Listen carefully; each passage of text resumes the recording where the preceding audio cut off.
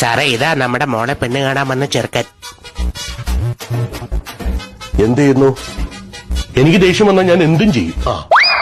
എടോ അതല്ലെന്ന്, തന്റെ ജോലി എന്താണ്? ഞാൻ സോഷ്യൽ വർക്കലേ. വർക്കലേ?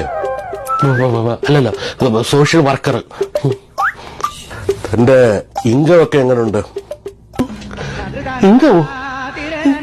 എന്റെ ഇൻകം നല്ല രസമുള്ള ഇൻകമാ. ഇൻകത്തിന്റെ കാര്യമൊക്കെ എന്തിനാ കല്യാണത്തിന് മുമ്പ് പറയുന്നത്? അതും പെണ്ണിന്റെ അച്ഛനോട്. പിന്നെ പെണ്ണിന്റെ അച്ഛനോട് ആദ്യം തന്നെ പറയണം ചെറുക്കന്റെ ഇൻകം ഒക്കെ. എന്റെ ഇൻകം മറ്റേ ചെറിയ വലിയ. എടോ ഇൻകം എന്ന് വെച്ചാൽ തന്റെ വരുമാനം. ആ ഇൻകമായിരുന്നു. ഞാൻ വിചാരിച്ചു മറ്റേ പൊട്ടനായിരുന്നു ഞാൻ, പാട്ടുപാടാനറിയാ.